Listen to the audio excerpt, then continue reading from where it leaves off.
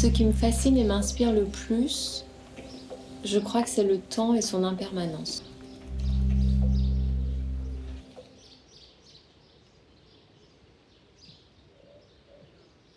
Comme on ne peut pas arrêter le temps, l'art me permet de capturer un instant, un ressenti, tout en sachant que cet instant fragile n'est jamais réellement acquis puisque il continue à se transformer avec le temps et avec le regard de chacun.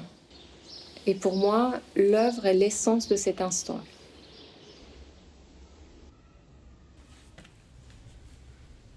Selon moi, quand on est artiste, on ne choisit pas vraiment son écriture ou même ses thématiques. Tout se met assez naturellement en place en fonction de notre regard sur le monde et notre résonance avec le monde. En ce qui me concerne, depuis toujours, tout s'inscrit dans l'entre-deux, l'interstice, pile à la frontière dans cette zone qu'on appelle l'écotone, qui est en fait l'espace de transition entre deux écosystèmes. Et je pense que mon identité iranienne y est pour beaucoup avec tout ce qu'elle implique de non-dit et d'écriture entre les lignes.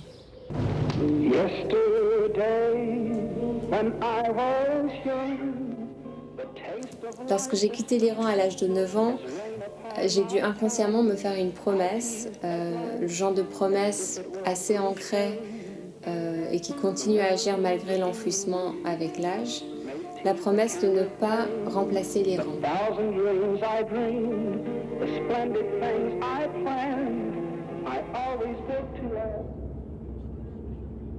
J'aime voyager et vivre ailleurs, vivre entre plusieurs cultures, mais sans vraiment en privilégier une vis-à-vis de l'autre. J'ai ainsi vécu en Australie, en Inde et ailleurs, et je vis en ce moment entre la France et l'Allemagne.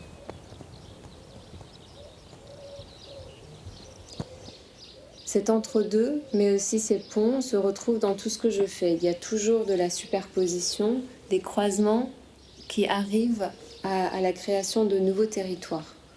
Une cartographie imaginaire dans laquelle un vécu ou un ressenti deviennent une île, une sorte d'entité à part entière.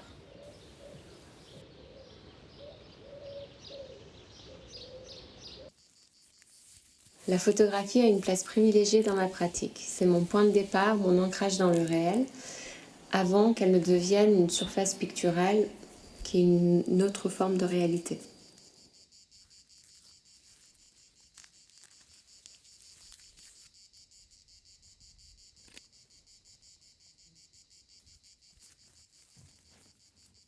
L'instant photographique me semble trop court et trop loin de moi. J'ai besoin de toucher la matière, de la travailler avec mes mains, quelque part entre art et artisanat. J'aime passer du temps à concevoir, façonner et transformer.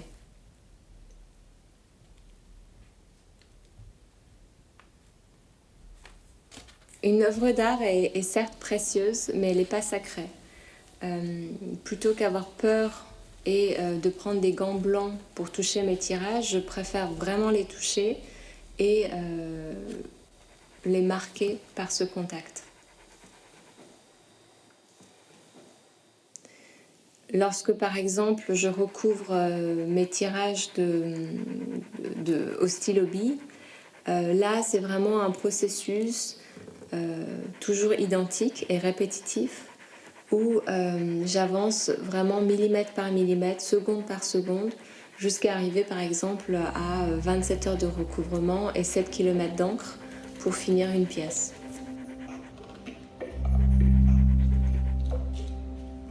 Et puis il y a aussi une dimension performative dans mon travail, que ce soit un travail que je fais seule dans l'atelier ou alors une collaboration avec d'autres artistes ou artisans.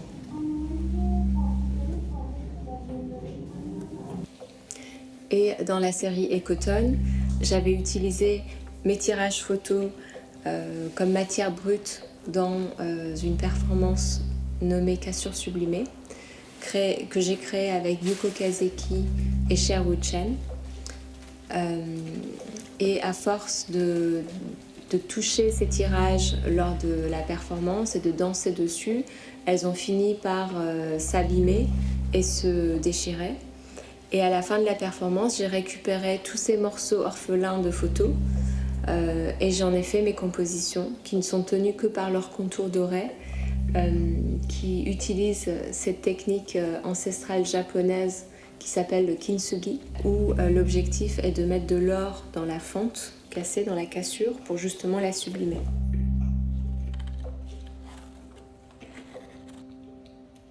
Dans ma réflexion autour de la désacralisation de l'œuvre d'art, j'aime impliquer le public et créer une proximité entre l'œuvre d'art et les gens, en allant même parfois jusqu'à une création collective.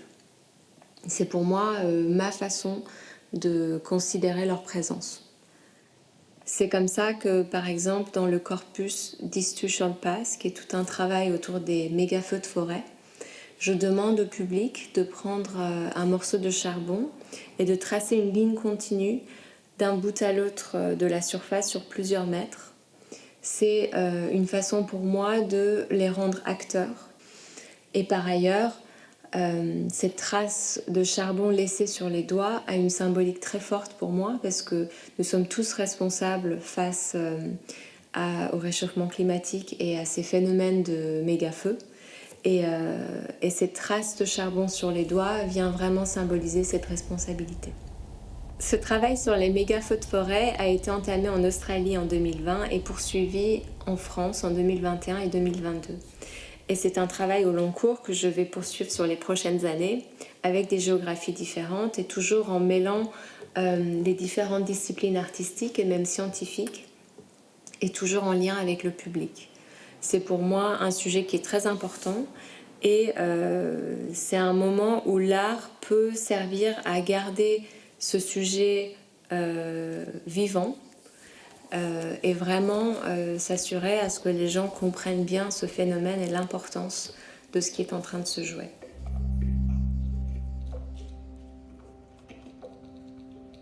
L'art est pour moi une réflexion, un regard sur une question ouverte avec l'envie que le public s'en empare avec sa propre sensibilité et sa propre interprétation.